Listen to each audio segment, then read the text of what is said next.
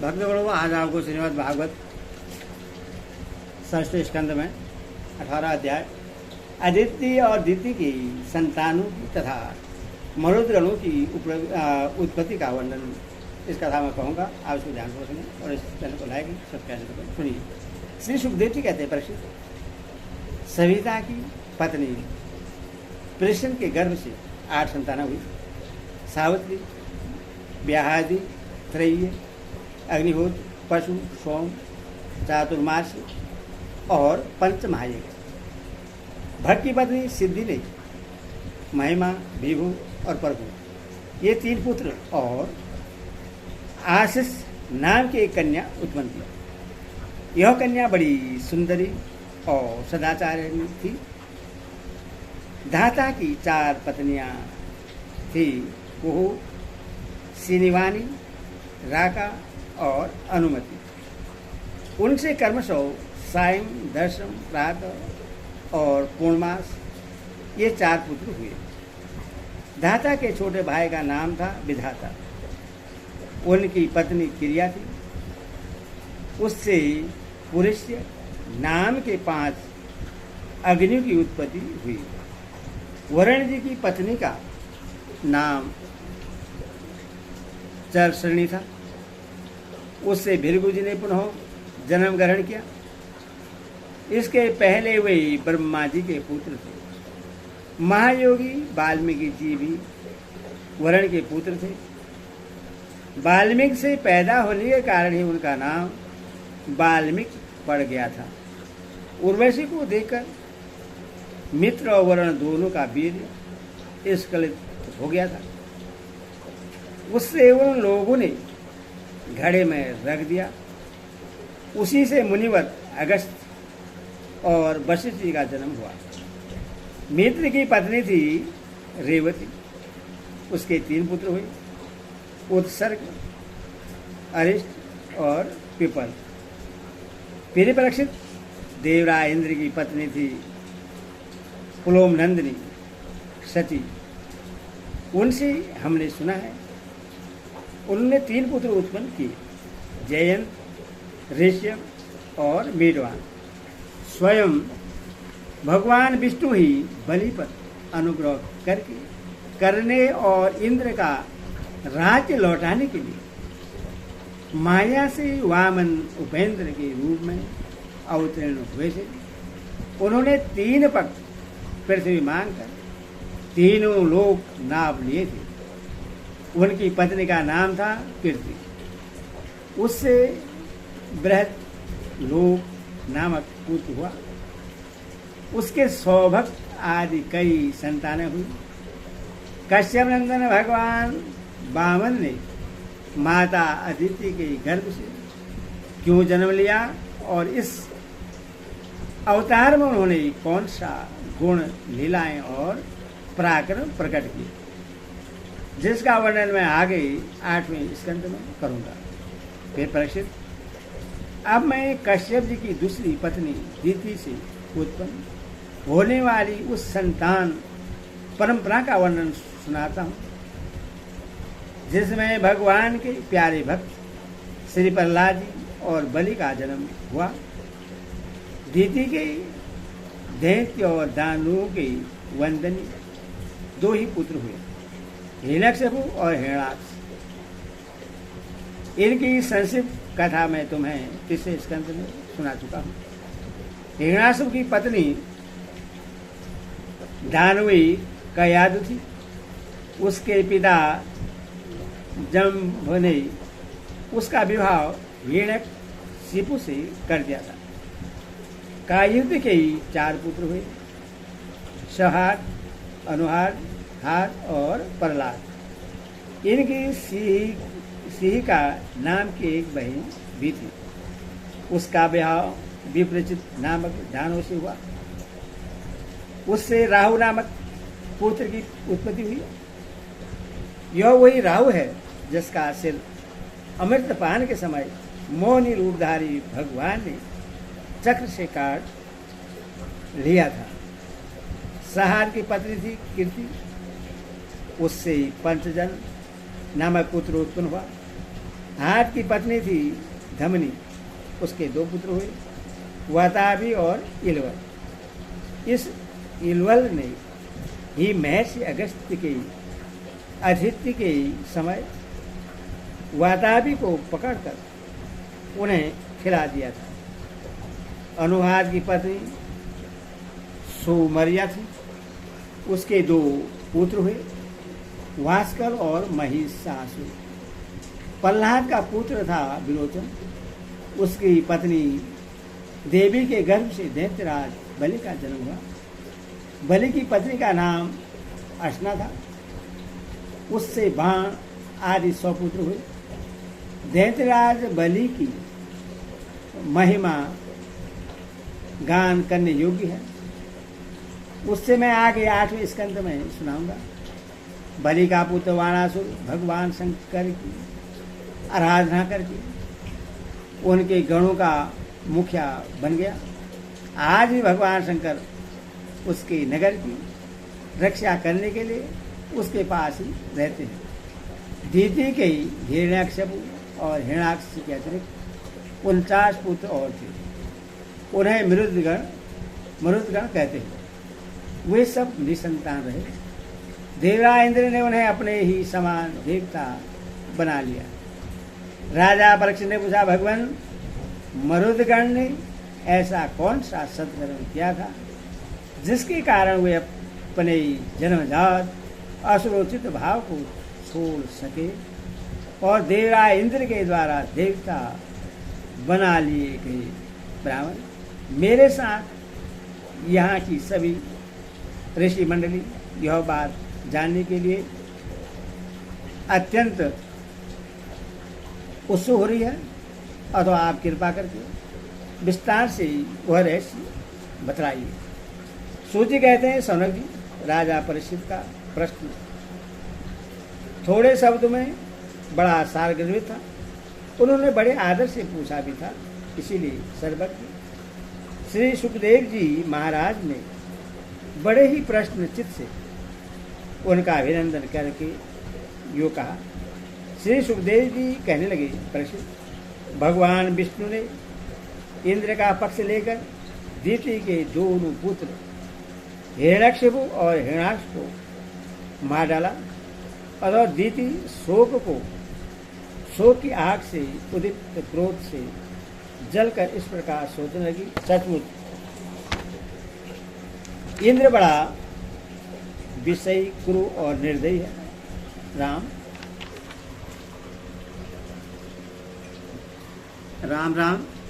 उसने अपने भाई को ही मरवा डाला। वह दिन कब होगा जब मैं भी उस पापी को मरवाकर आराम से सोऊंगी। लोग राजाओं के, देवताओं के शरीर को प्रभु कहकर पुकारते हैं, परंतु एक दिन वह कीड़ा, भिष्टा या राख का ढेर हो जाता है। इसके लिए जो दूसरे प्राणियों को सताता है, उससे अपने सच्चे स्वार्थ या परमार्थ का पता नहीं है, क्योंकि इससे तो नरक में जाना पड़ेगा। मैं समझती हूँ इंद्र अपने शरीर को नित्य मानकर मत वाला हो रहा है, उससे अपने विनाश का पता ही नहीं है। अब मैं वह उपाय करूँगी जिससे मुझे ऐसा पुत्र प्राप्त हो जो इंद्र का घमंड चूर चूर कर दे। दीदी अपने मन में ऐसा विचार करके सेवा, शुश्रूषा, विनय, प्रेम और जितेंद्रता आदि के द्वारा निरंतर अपने पतिदेव कश्यप जी को प्रश्न रखने लगी। वह अपने पतिदेव के हृदय का एक एक भाव जानती रहती थी और परम प्रेम भाव, मनोहर एवं मधुर भाषण तथा मुस्कान भरी तिरछी चितवन से उनका मन अपनी ओर आकर्षित करती रहती थी। कश्यप जी महाराज बड़े विद्वान और विचारवान होने पर भी चतुर दीदी की सेवा से मोहित हो गए और उन्होंने विवश होकर यह स्वीकार कर लिया कि मैं तुम्हारी इच्छा पूर्ण करूंगा। स्त्रियों के संबंध में यह कोई आश्चर्य की बात नहीं है। सृष्टि के प्रभात में ब्रह्मा जी ने देखा कि सभी जीव असंख्य हो रहे हैं। तब उन्होंने अपने आधे शरीर से स्त्रियों की रचना की और स्त्रियों ने पुरुषों की मति अपनी ओर आकर्षित कर ली। हाँ तो भैया, मैं कह रहा था कि दिति ने भगवान कश्यप की बड़ी सेवा की। इससे वे उस पर बहुत ही प्रश्न हुए। उन्होंने दिति का अभिनंदन करते हुए उससे मुस्कुराकर कहा, कश्यप जी ने कहा, अनेक सुंदरी प्रिय, मैं तुम पर प्रश्न हूं, तुम्हारी जो इच्छा हो मुझसे मांग लो। पति के प्रश्न हो जाने पर पत्नी के लिए लोक या परलोक में कौन सी अभिष्ट वस्तु दुर्लभ है? शास्त्र में यह बात सर्वस्व कही गई है कि पति ही स्त्रियों का परमाराध्य इष्ट देव है। प्रिय, लक्ष्मीपति भगवान वसुदेव ही समस्त प्राणियों के हृदय में विराजमान है। विभिन्न देवताओं के रूप में नाम और रूप के भेद से उन्हीं की कल्पना हुई है। सभी पुरुष चाहे किसी भी देवता की उपासना करें, उन्हीं की उपासना करते हैं। ठीक वैसे ही स्त्रियों के लिए भगवान ने पति का रूप धारण किया है। वे उनकी उसी रूप में पूजा करती है। इसीलिए प्रिय, अपना कल्याण चाहने वाली पतिव्रता स्त्रियां अनन्य प्रेम भाव से अपने पतिदेव की ही पूजा करती हैं, क्योंकि पतिदेव ही उनके परम प्रियतम आत्मा और ईश्वर है।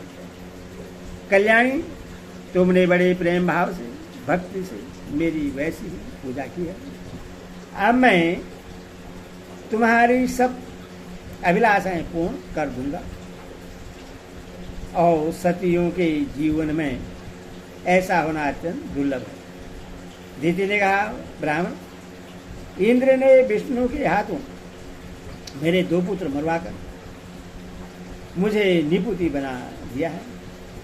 इसलिए यदि आप मुझे मोह मांगा वर देना चाहते हैं तो कृपा करके एक ऐसा अमर पुत्र दीजिए जो इंद्र को मार डाले। परीक्षित, दिति की बात सुनकर कश्यप जी खिन्न होकर पछताने लगे। वे मन ही मन कहने लगे, हाय हाय, आज मेरे जीवन में बहुत बड़े अधर्म का अवसर आ पहुंचा।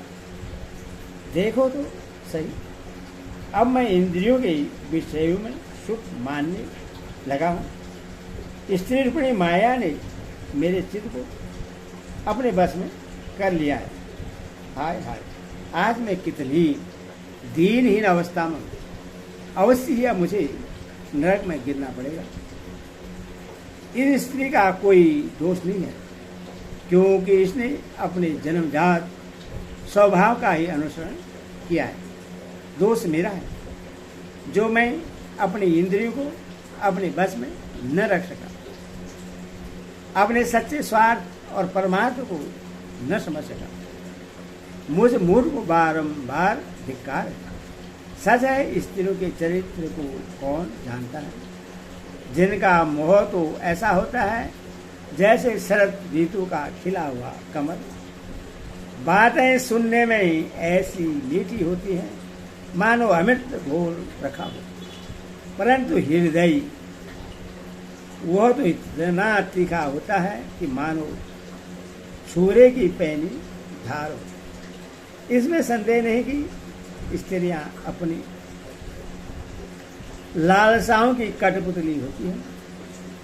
सच पूछो तो वे किसी से प्यार नहीं करती, स्वार्थवश वो अपने पति, पुत्र और भाई तक को मार डालती हैं या मरवा डालती हैं।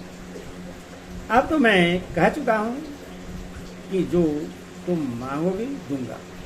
मेरी बात झूठी नहीं होनी चाहिए, परंतु इंद्र भी वध करने योग्य नहीं है। अच्छा, अब इस विषय में मैं यह युक्ति करता हूँ। मेरे परीक्षित, सर्वप्रथम कश्यप जी ने इस प्रकार मन ही मन अपनी भर्त्सना करके दोनों बात बनाने का उपाय सोचा और फिर तनिक रुष्ट होकर दीति से कहा। कश्यप जी बोले, कल्याणी, यदि तुम मेरे बताए हुए व्रत का 1 वर्ष तक विधिपूर्वक पालन करोगी तो तुम्हें इंद्र को मारने वाला पुत्र प्राप्त होगा, परंतु यदि किसी प्रकार नियमों में त्रुटि हो गई तो वह देवताओं का मित्र बन जाएगा। दीदी ने कहा, ब्राह्मण, मैं उस व्रत का पालन करूंगी। आप बताइए कि मुझे क्या क्या करना चाहिए, कौन कौन से काम छोड़ देना चाहिए और कौन से काम ऐसे हैं जिससे व्रत भंग नहीं होता। कश्यप जी ने उत्तर दिया कि इस व्रत में किसी भी प्राणी को मन, वाणी या क्रिया के द्वारा सताए नहीं, किसी को सांप या गाली न दे, झूठ न बोले, शरीर के नख और रोए न काटे और किसी भी अशुभ वस्तु का स्पर्श न करे, जल में घुसकर स्नान न करे, क्रोध न करे, दुर्जनों से बातचीत न करे, बिना धुला वस्त्र न पहने और किसी की पहनी हुई माला न पहने, जूता न पहने, झूठा न खाए, भद्रकाली का प्रसाद या मानसिक अन्न का भोजन न करे, शूद्र का लाया हुआ और रस हलवा का देखा हुआ अन्न भी न खाए और अंजलि से जलपान न करे, झूठे मोह बिना आचमन किए संध्या के समय बाल खोले हुए, बिना श्रृंगार के, वाणी का संयम किए बिना और बिना चदर ओढ़े घर से बाहर न निकले, बिना पैर धोए अपवित्र अवस्था में गीले पांव से उत्तर या पश्चिम सिर करके, दूसरे के साथ नग्न अवस्था में तथा सुबह और शाम सोना नहीं चाहिए। इस प्रकार इन निषिद्ध कर्म का त्याग करके सर्वदा पवित्र रहें, धुला वस्त्र धारण करें, सभी सौभाग्य के चिन्हों से सुसज्जित रहें, प्रातःकाल कलेवा करने के पहले ही गाय, ब्राह्मण, लक्ष्मी जी और भगवान नारायण की पूजा करें। इसके बाद पुष्पमाला, चंद्रादि, सुगंध, नैवेद्य और आभूषणादि से सुहागिनी स्त्रियों की पूजा करें तथा पति की पूजा करके उसकी सेवा में संलग्न रहे और यह भावना करते रहे कि पत्नी का तेज मेरी कोख में स्थित है। फिर इस व्रत का नाम पुष्पवन है। यदि 1 वर्ष तक तुम इससे बिना किसी त्रुटि के पालन कर सकोगी तो तुम्हारी कोख से इंद्रघाती पुत्र उत्पन्न होगा। परिषद दीदी बड़ी मनुष्यनी और दृढ़ निश्चय वाली थी। उसने बहुत ठीक कहकर उनकी आज्ञा स्वीकार कर ली। अब दीदी अपनी कोख में भगवान कश्यप का वीर और जीवन में उनका बतलाया हुआ व्रत धारण करके अनायासी नियमों का पालन करने लगे। मेरे परिषद देवराजेंद्र अपनी मौसी दीति का अभिप्राय जान बड़ी बुद्धिमानी से अपना वेश बदलकर दीदी के आश्रम पर आए और उसकी सेवा करने लगे। वे दीदी के लिए प्रतिदिन समय समय पर वन से फूल, फल, कंद, मूल, समीदा, पुष्प, पत्ते, दूध, मिट्टी और जल लाकर उसकी सेवा में संपृक्त करते। राजन जिस प्रकार बहेलिया हिरण को मारने के लिए हिरण की सी सूरत बनाकर उसके पास जाता है, वैसे देवराज इंद्र भी कपट वेश धारण करके व्रत परायण दीदी के व्रत पालन की त्रुटि पकड़ने के लिए उसकी सेवा करने लगे। सर्वदा पैनी दृष्टि रखने पर भी उन्हें उसके व्रत में किसी प्रकार की त्रुटि न मिली और वे पूर्वक उसकी सेवा टहल में लगे रहे। अब तो इंद्र को बड़ी चिंता हुई। वे सोचने लगे, मैं ऐसा कौन सा उपाय करूं जिससे मेरा कल्याण हो। दीदी व्रत के नियमों का पालन करते करते बहुत दुर्बल हो गई थी विधाता ने भी उससे मोह में डाल दिया। इसीलिए एक दिन संध्या के समय झूठे मोह बिना आचमन किए और बिना पैर धोए ही वह सो गई। योगेश्वर इंद्र ने देखा कि यह अच्छा अवसर हार लगा। वे योग बल से झटपट सोई हुई दीदी के गर्भ में प्रवेश कर गए। उन्होंने वहां जाकर सोने के समान चमकते हुए गर्भ के वज्र के द्वारा 7 टुकड़े कर दिए। जब वह गर्भ रोने लगा तब उन्होंने मत रो कहकर 7 टुकड़ों में से एक एक के और भी 7 टुकड़े कर दिए। राजन, जब इंद्र उनके टुकड़े टुकड़े करने लगा तब उन सबों ने हाथ जोड़कर इंद्र से कहा, देवराज, तुम हमें क्यों मार रहे हो? हम तो तुम्हारे भाई मरुदगण हैं। तब इंद्र ने अपने भावी अन्य प्रेमी पार्षद मरुदगण से कहा, अच्छी बात है, तुम लोग मेरे भाई हो, अब मत डरो। परिषद, जैसे अश्वत्थामा के ब्रह्मशास्त्र से तुम्हारा कुछ भी अनिष्ट नहीं हुआ, वैसे ही भगवान श्री हरि की कृपा से दीदी का वह गर्भ वज्र के द्वारा टुकड़े टुकड़े होने पर भी मरा नहीं। इसमें तनिक भी आश्चर्य की बात नहीं है, क्योंकि जो मनुष्य एक बार भी आदि पुरुष भगवान नारायण की आराधना कर लेता है वह उनकी समानता प्राप्त कर लेता है। फिर दीदी ने जो कुछ ही दिन कम 1 वर्ष तक भगवान की आराधना की थी, अब 49 मरुदगण इंद्र के साथ मिलकर 50 हो गए। इंद्र ने भी सौतली माता के पुत्र के साथ शत्रु भाव में रखकर उन्हें सोमपाई देवता बना दिया। जब दीदी की आंख खुली तब उसने देखा कि उसकी अग्नि के साथ 49 बालक इंद्र के साथ है। इससे सुंदर स्वभाव वाली दीदी को बड़ी प्रसन्नता हुई।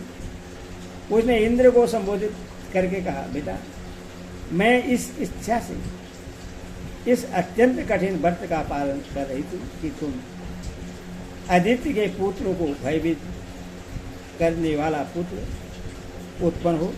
मैंने केवल एक ही पुत्र के लिए संकल्प किया था, फिर ये 49 पुत्र कैसे हो गए? बेटा इंद्र, यदि तुम्हें इसका रहस्य मालूम हो तो सच सच मुझे बता दो, झूठ न बोलना।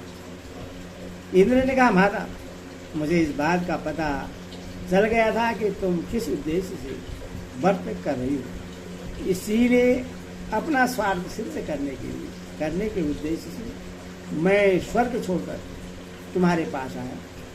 मेरे मन में तनिक भी धर्म भावना नहीं थी, इसी से तुम्हारा व्रत में त्रुटि होते ही मैंने उस गर्भ के टुकड़े टुकड़े कर दिए। पहले मैंने उसके 7 टुकड़े किए थे, तब वे 7 टुकड़े 7 बालक बन गए। इसके बाद मैंने फिर एक एक के 7 टुकड़े कर दिए, तब भी वे न मरे बल्कि 49 हो गए। यह परम आश्चर्यमयी घटना देखकर मैंने ऐसा निश्चय किया कि परम पुरुष भगवान की उपासना की यह कोई स्वाभाविक सिद्धि है। जो लोग निष्काम भाव से भगवान की आराधना करते हैं और दूसरी वस्तुओं की तो बात ही क्या, मोक्ष की इच्छा नहीं करते, वे ही अपने स्वार्थ और परमार्थ में निपुण हैं। भगवान जगदीश्वर सबके आराध्य देव और अपने आत्मा ही हैं। वे प्रश्न होकर अपने आप तक का दान कर देते हैं। भला ऐसा कौन बुद्धिमान है जो उनकी आराधना करके विषय भोगों का वरदान मांगे? माता जी, वे विषय भोग तो नरक में भी मिल सकते हैं। मेरी स्नेहमयी जननी, तुम सब प्रकार मेरी पूजा हो। मैंने मूर्खता बस बड़ी दुष्टता का काम किया है, तुम मेरे अपराध को क्षमा कर दो। यह बड़े सौभाग्य की बात है कि तुम्हारा गर्भ खंड खंड हो जाने से एक प्रकार मर जाने पर ही फिर से जीवित हो गया। श्री सुखदेव जी कहते हैं, परीक्षित, दीति देवा इंद्र की शुद्ध भाव से संतुष्ट हो गई। उससे आज्ञा लेकर देवा इंद्र ने मरुदगणों के साथ उससे नमस्कार किया और स्वर्ग में चले गए। राजन एवं मरुदों का जन्म बड़ा ही मंगलमय है। इसके विषय में तुमने मुझसे जो प्रश्न किया था उसका उत्तर समग्र रूप से मैंने तुम्हें दे दिया। अब तुम और क्या सुनना चाहते हैं? हरि ओम।